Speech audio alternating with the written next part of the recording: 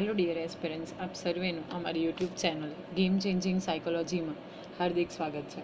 આજના વિડીયોમાં આપણે પ્રોબેશન ઓફિસર, ચીફ ઓફિસર તેમજ અન્ય કેટલીક સરકારી પરીક્ષાઓ માટે સમાજશાસ્ત્ર એટલે કે સોશિયોલોજી સબ્જેક્ટ અગત્યનો છે અને જે વિદ્યાર્થીઓ માસ્ટર ઇન સોશિયોલોજી અને બેચલર ઇન સોશિયોલોજી સાથે સંકળાયેલા છે તો એમના માટે પણ આ વિડીયોઝ અગત્યના છે. અને આ વિડીયો અંતર્ગત આપણે એક નવા ટૉપિકની શરૂઆત કરવા જઈ રહ્યા છે, જે છે સમાજશાસ્ત્રીય સિદ્ધાંતો એટલે કે સાયકોલોજીકલ પ્રિન્સિપલ્સ. અને એમાં પણ આપણે ઉત્ક્રાંતિવાદ, જે ખૂબ અગત્યનો સિદ્ધાંત છે, ધોરણ 11 અને 12માં પણ સમાજશાસ્ત્રમાં આનો જે થોડો પોર્શન છે એ આવે છે. તો એ અંતર્ગત ઉત્ક્રાંતિવાદ સાથે બીજા અન્ય કેટલાક વાદ એટલે કે બીજા અન્ય સિદ્ધાંતો પણ સંકળાયેલા છે. તો એ દરેક સિદ્ધાંતની આપણે વિસ્તૃતમાં ચર્ચા કરીશું. તમે જોઈ શકો છો કે ઉત્ક્રાંતિવાદ જે છે એ સ્પેસિફિક આપવામાં આવ્યો છે. અગાઉના વિડીયોઝમાં આપણે કાર્યાત્મકવાદ વિશે ડિટેલમાં ચર્ચા કરી હતી અને ઘણા બધા સમાજશાસ્ત્રીઓ વિશે એમના જે મત હતા, એમની થિયરી હતી, એનો પણ અભ્યાસ કર્યો હતો. હવેથી આપણે ઉત્ક્રાંતિવાદ અને તેની સાથે સંકળાયેલી બીજી કેટલીક થિયરીઝ છે એનો ડિટેલમાં અભ્યાસ કરીશું.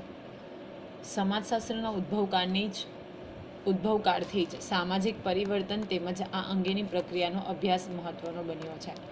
જેમ જેમ આપણે બેઝિકલી સમાજના પરિવર્તનની વાત કરીએ એટલે કે સામાજિક પરિવર્તન જેમ જેમ આવતું ગયું એમ બેઝિકલી જે એનો સમાજશાસ્ત્રનો ઉદ્ભવકાળથી એટલે કે જ્યારથી શરૂઆત થયો ત્યારથી જ આ પ્રક્રિયાનો અભ્યાસ મહત્ત્વનો બન્યો છે. એટલે કે સામાજિક પરિવર્તનની સાથે સાથે સમાજશાસ્ત્રનો જે વિકાસ થયો, ઉદ્ભવ થયો, તો ત્યારથી જ અભ્યાસ જે છે એ મહત્ત્વનો ભાગ ભજવે છે.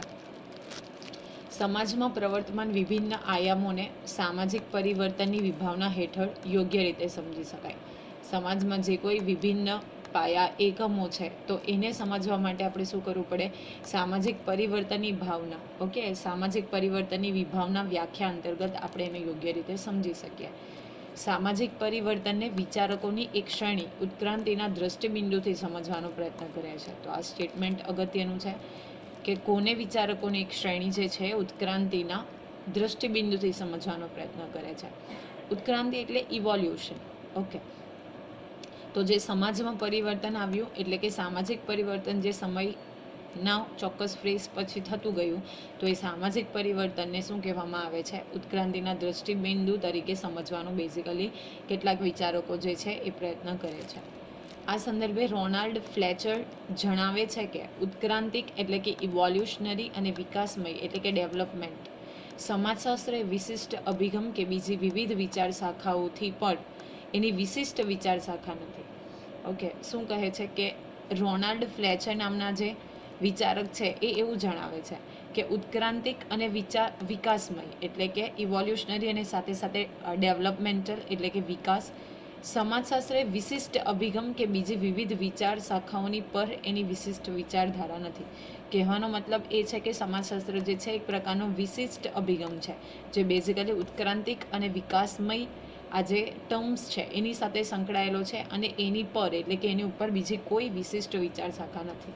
ઇન શોર્ટ, ઉત્ક્રાંતિથી લઈને જે વિકાસ એટલે કે ડેવલપમેન્ટ થયો એ બધી જ વસ્તુનો અભ્યાસ જે છે એ સમાજશાસ્ત્રમાં કરવામાં આવે છે.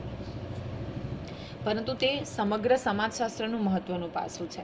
તે સમાજશાસ્ત્રીય વિશ્લેષણનો એક ભાગ છે. એના વિના સામાજિક તથ્યોની વિસ્તૃત સમજૂતી શક્ય નથી.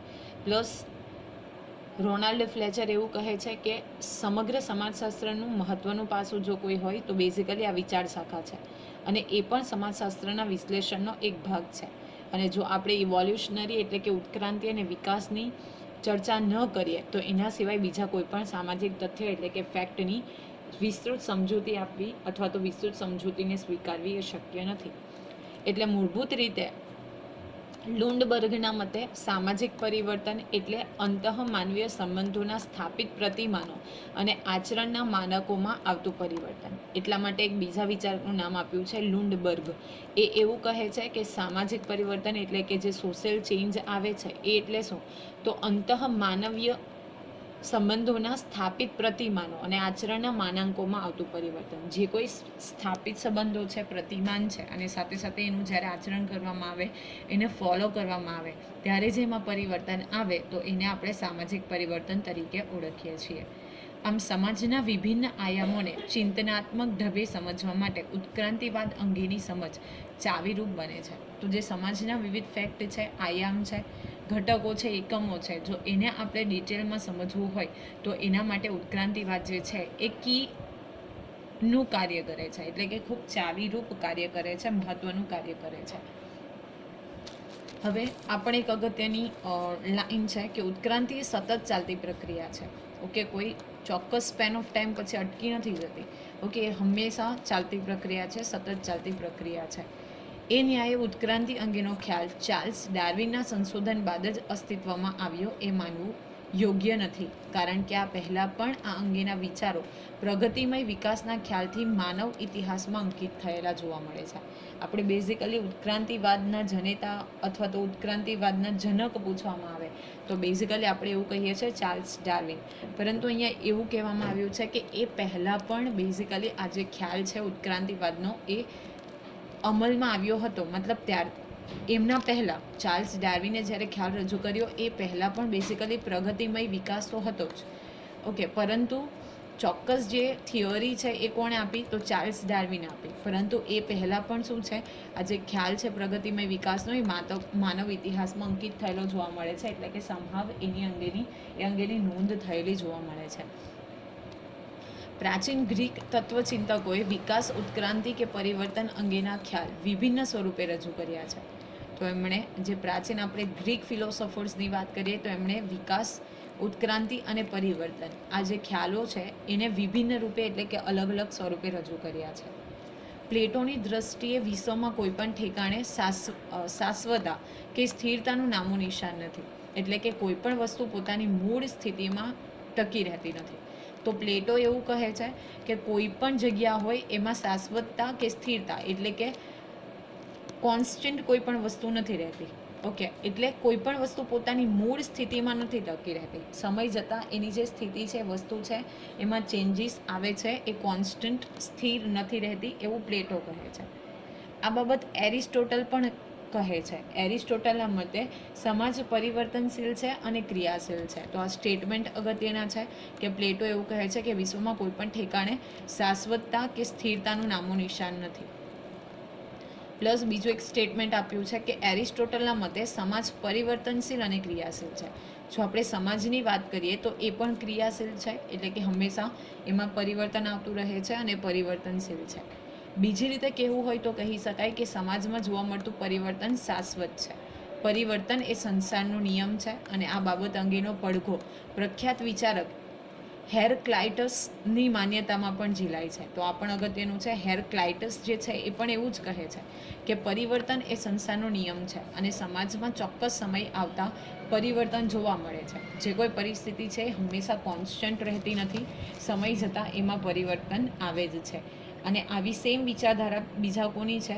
તો હેરક્લાઇટસ નામના વિચારક જે છે ખૂબ પ્રખ્યાત છે. તો એ પણ એવું જ કહે છે કે સમાજ એ પરિવર્તનશીલ છે, સાથે સાથે ક્રિયાશીલ છે અને પરિવર્તન એ સંસારનો નિયમ છે. તેઓના મત મુજબ અહીંયા એમનું સેન્ટેન્સ છે તમારે યાદ રાખવાનું છે. હેરક્લાઇટસ જે છે એ એવું કહે છે કે વિશ્વમાં સ્થિરતાનું અસ્તિત્વ જ નથી. ઓકે, વિશ્વમાં કોઈ પણ વસ્તુ જે છે એમાં સ્થિરતાનું અસ્તિત્વ નથી, મતલબ એ હંમેશા બદલાતી રહે છે. એટલે કે આ વિશ્વમાં નિશ્ચિત કહી શકાય તેવું કોઈ તત્વ નથી. શું કહે છે કે કોઈ પણ જગ્યાએ વિશ્વમાં સ્થિરતા નથી, એટલે કે વિશ્વમાં નિશ્ચિત કહી શકાય એટલે કે ફિક્સ્ડ કહી શકાય એવું કોઈ પણ તત્વ, કોઈ પણ એલિમેન્ટ રહેલું નથી, કારણ કે એમાં હંમેશા પરિવર્તન આવતું રહે છે.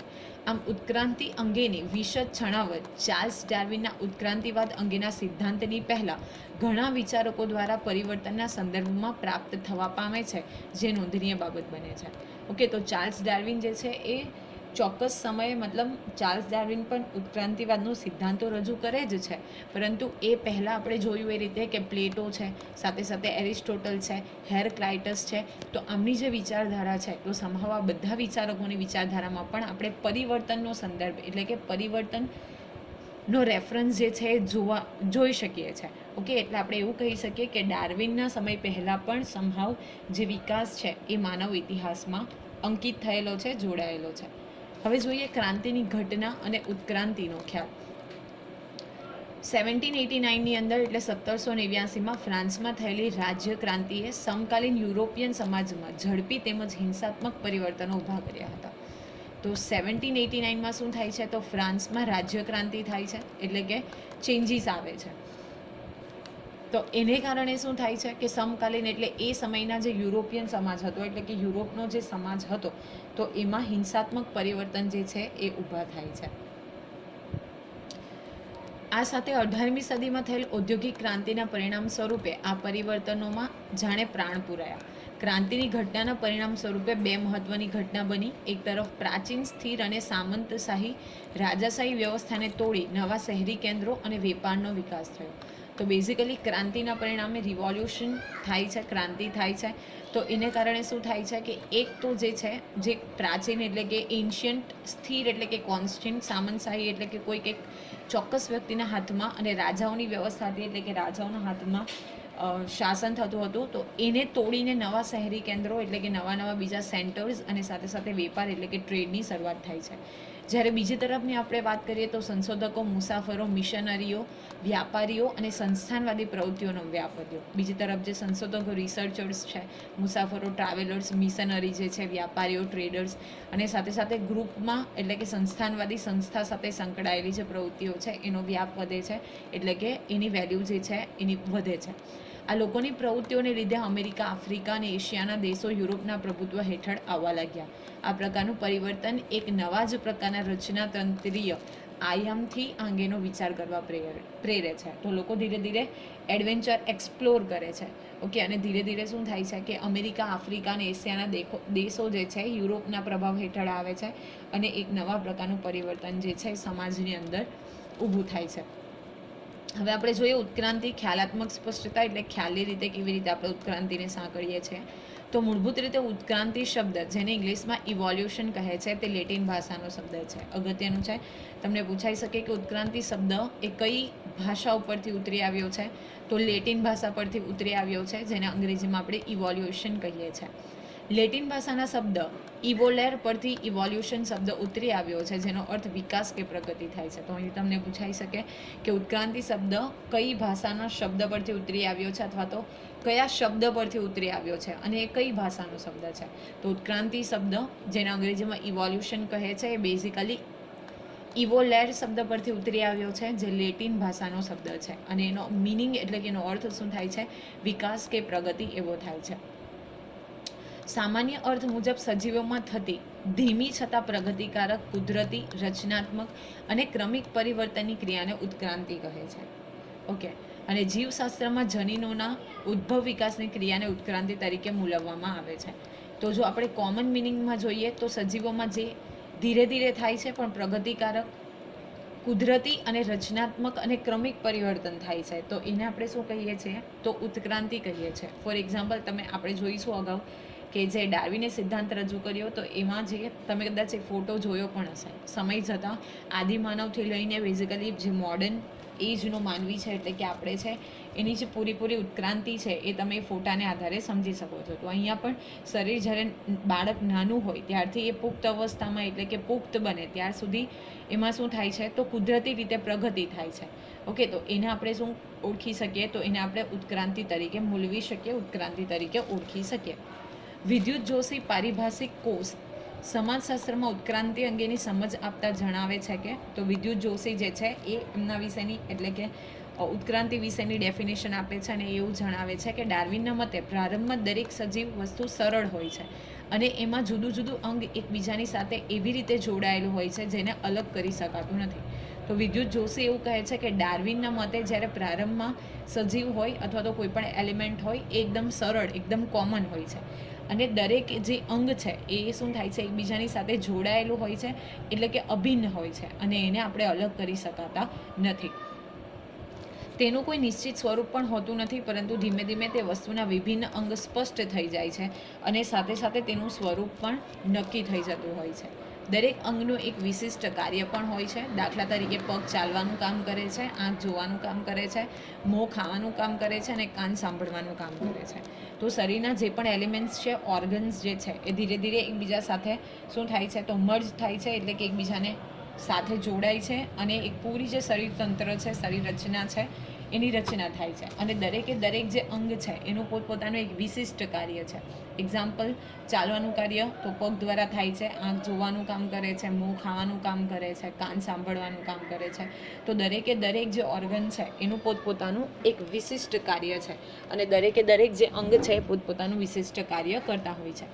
વાસ્તવમાં વિભિન્ન અંગોમાં સામાન્ય રીતે આંતર સંબંધ અને આત્મનિર્ભરતા ટકી રહેતી હોય છે. વિકાસની અથવા ઉત્ક્રાંતિની આ પ્રક્રિયા નિરંતર ચાલુ રહેતી પ્રક્રિયા છે.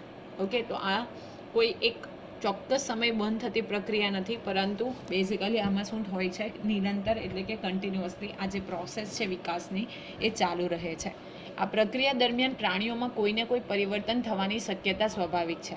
સજીવની ઉત્ક્રાંતિ એકકોષી જીવથી સંકુલ માનવદેહ સુધી થાય છે, જે સમાજની ઉત્ક્રાંતિ સાદા સમાજથી જટિલ સમાજ તરફ થાય છે એવો હર્બર્ટ સ્પેન્સરનો નિયમ સામાજિક ઉત્ક્રાંતિનો સિદ્ધાંત કહેવાય છે. તો આ ખૂબ અગત્યનું છે કે હર્બર્ટ સ્પેન્સરે કયો સિદ્ધાંત જે છે એ રજૂ કર્યો છે, અથવા તો એમનો નિયમ કયા નામે ઓળખાય છે, તો સામાજિક ઉત્ક્રાંતિનો સિદ્ધાંત.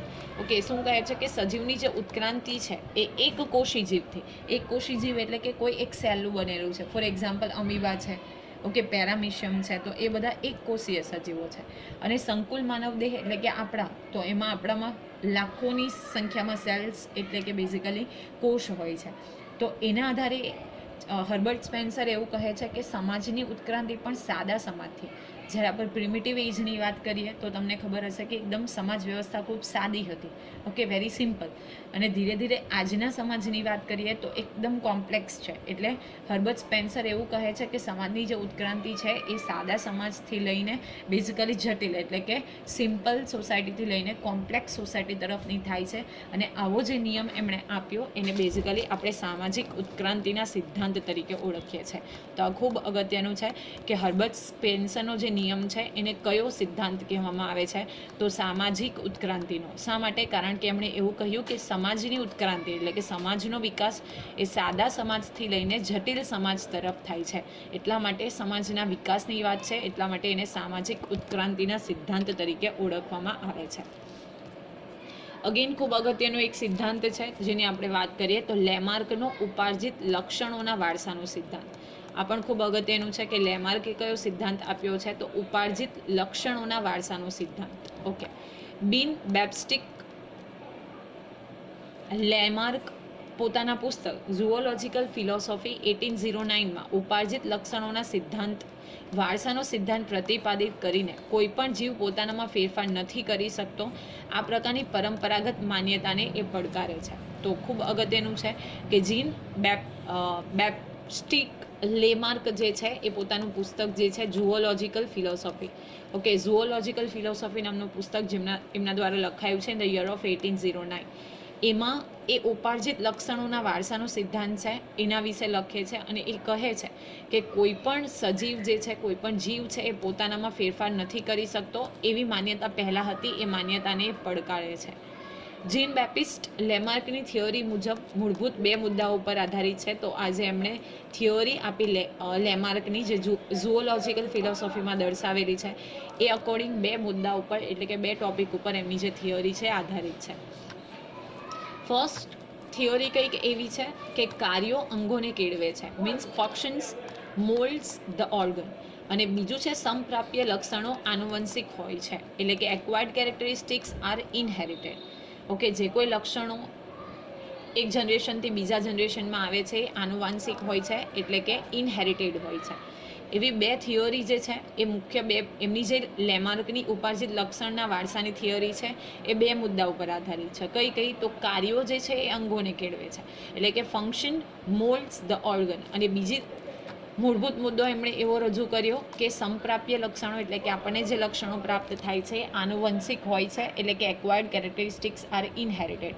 તમે જોઈ શકો કે આંખની કીકીનો કલર હોય, ઓકે, અમુક પ્રકારના કેરેક્ટરિસ્ટિક હોય, તો એ બધું જે છે એ ઇનહેરિટેડ મતલબ આનુવંશિક હોય છે. એવું કોણ કહે છે? તો લેમાર્ક કહે છે. અને એમનો જે સિદ્ધાંત છે એ ઉપાર્જિત લક્ષણોના વારસાના સિદ્ધાંત તરીકે ઓળખાય છે, ખૂબ અગત્યનું છે. અને એમની જે બુક છે ઝૂલોજિકલ ફિલોસોફી, લેમાર્કવાદ મુજબ શરીરના ઉપયોગી અને નિરુપયોગી અંગો પેઢી દર પેઢી વિકાસ પામતા ગયા કે નષ્ટ પામતા ગયા.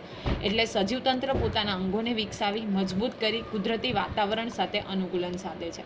એ શું કહે છે કે જે કોઈ અંગો હતા એ પેઢી દર પેઢીએ શું થાય છે, એમાં ચેન્જીસ આવતા જાય છે. અને બેઝિકલી એના કારણે શું થાય છે કે અમુક ફ્રેઝ પછી સજીવતંત્ર જે છે એ પોતાની જાતે શું કરે છે, પોતાના અંગોને વિકસાવે છે, મજબૂત કરે છે અને જે વાતાવરણ છે એની સાથે અનુકૂલન સાધે છે, એટલે કે એની સાથે એડજસ્ટમેન્ટ કરે છે.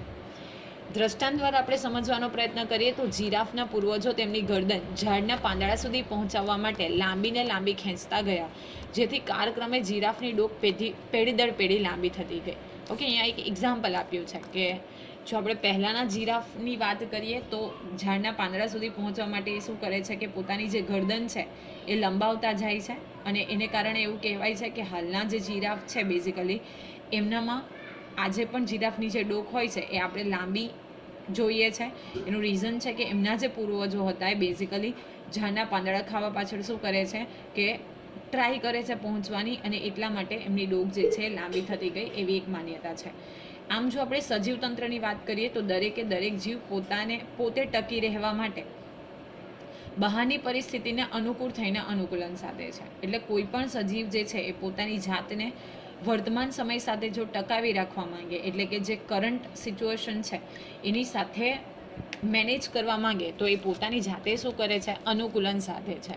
ફોર એક્ઝામ્પલ આપણે કોમનલી વાત કરીએ કે સજીવ જે છે એ શિયાળામાં પોતાની જાતને ટકાવી રાખવી છે તો એ પ્રકારે એનું અનુકૂલન કરશે.